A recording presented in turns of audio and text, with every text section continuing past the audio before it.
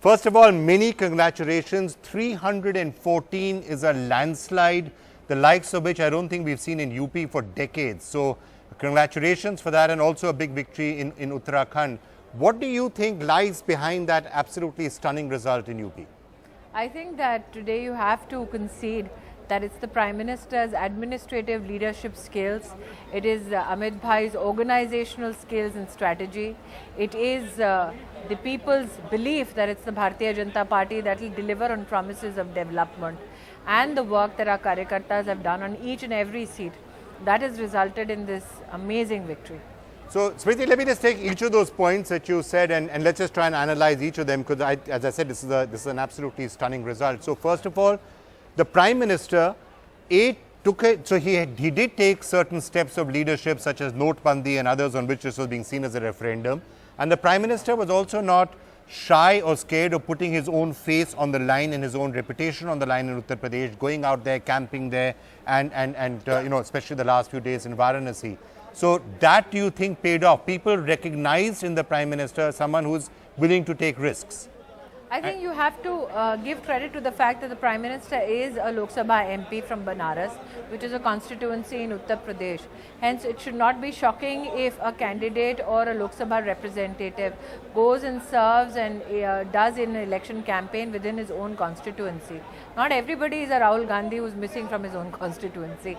But one must also say here that the Prime Minister's decisions, not only on the remonetization, but also on issues like Jan Dhan Yojana, issues like Suraksha Bima Yojana, Fasal Bima Yojana.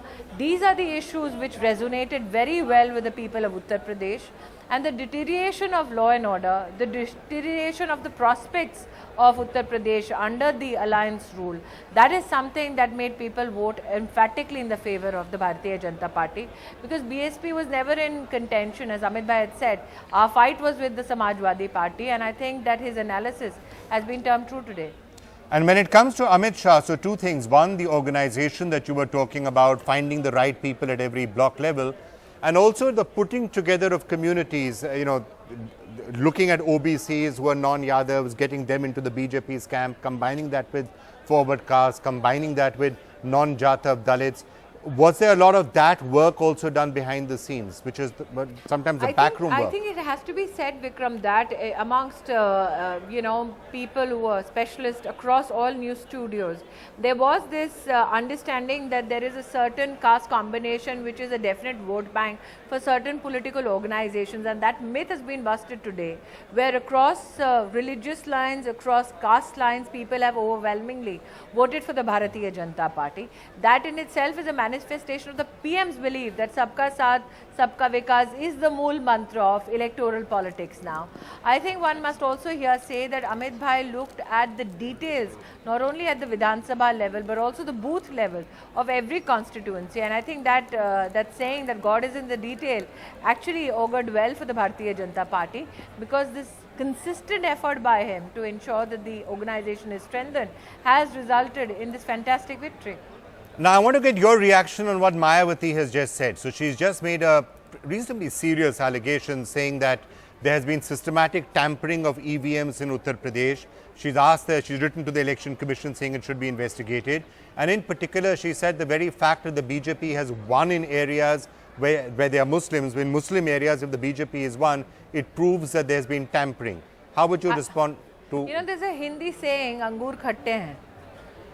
I think it was indicative in the Lok Sabha elections in 2014, where we had a decisive victory across all Lok Sabha segments in Uttar Pradesh. The signs were very telling then itself that this is the result one should expect in the Vidhan Sabha election. For them to not even wake up to that reality 2-3 years ago is something that speaks a lot about their own organizational skills and potential. I will only say this, that the Muslims themselves have given a resounding indication that they no longer need to be treated as a vote bank that can be ignored on development issues or can be used in this whole fight that the BSP or the opposition parties try to mount against the Bharatiya Janata Party. I'm extremely grateful that they have pointedly and very emphatically voted on issues of development. Yeah, in fact, we've heard a range of BJP central ministers, and also Kailash Vijayvargiya was just here right now. Uma Bharti ji, Keshav Maurya was saying, and all seem to be saying that look, it's very clear whatever may have happened in the election campaign and all those charges of polarization or whatever, the BJP government in Uttar Pradesh is going to try and make sure that there is no further polarization. Do you think that's going to be a very clear message? For you to claim that there will be no polarization is an indication that you presume there was polarization to begin with. I think I will reiterate myself by saying that we picked up on issues of development. We put forth the questions to the people. What do they think about the development agenda in Uttar Pradesh? What do they think about the performance capacities of Samajwadi Party, Congress and BSP? And it is the people who have spoken through their vote. Right, 315, Smriti, that's the highest it's been so far, and I think it sometimes keeps on going. It's up to 315 right now. At the national level, going forward now, what do you expect happening? This has been as emphatic in a midterm endorsement as the Prime Minister could ever hope to have. Do you see the government and the party pushing forward on a large number of potentially other areas on economic reform, other changes that have to be brought about? How do you see the national impact of this? I think that this has a huge democratic political impact in the sense that people presume that you cannot take tough economic administrative decisions because there will always be a political cost to pay for it.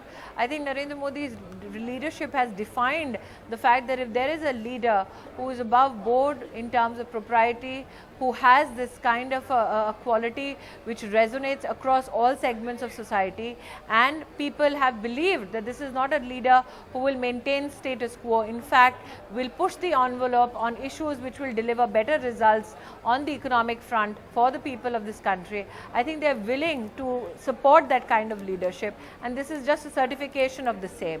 So I have said this before, I say it again, that Narendra Modi ji was brought into power in 2014 not to maintain status quo but to challenge all these possibilities which can actually ensure exponential growth of the Indian economy.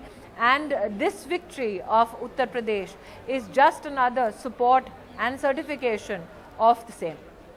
And I actually think you have a point out there, because Notbandi, whatever the issues that there were also, if you anecdotally went and asked people, they said, yeah, we know there are issues, maybe it could have been implemented better, X, Y, Z. But we have faith that Mr. Modi's intentions were correct and he was trying to do the right thing and he was willing to take risks. And that's what I think he got a lot of credit for, which has also been reflected in these results. So therefore, the possibility, you think, of maybe touching certain aspects of reform and change which nobody's quite had the political courage to do. Labor reforms, for example, is just one factor that comes to mind. There could be others. I think that, Vikram, one has to agree that the labor reform, at least from a textile perspective that we saw as a part of the package, is already there in Rajya Sabha. And I think yesterday, by the passage of the enemy property bill, one saw a significant move.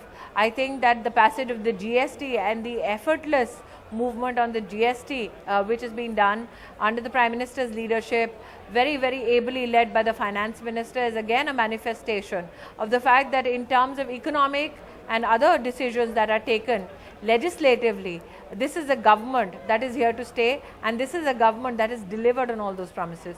And a government, you're saying very clearly, that will not be scared or hesitant to take tough economic and other decisions, because you now feel that good economics can sometimes... I think the re-monetization decision, I think if you put a hand on your heart and tell me any other political leader who would have had the courage to do it, I don't think you could come up with any other name but Narendra Modi. I think that the GST decision and the flawless passage of the same, and now the negotiations between centre and the state again, is a hallmark of the administrative skills of the Bharatiya Janata Party leadership. I also feel that people's presumption that we do not have the adequate numbers in the Rajya Sabha to ensure that the enemy property bill gets passed, and the effortless passage of the same yesterday in Parliament again, is indicative that the Bharatiya Janata Party, when working on issues of development, has support across all segments under the leadership of Narendra Modi.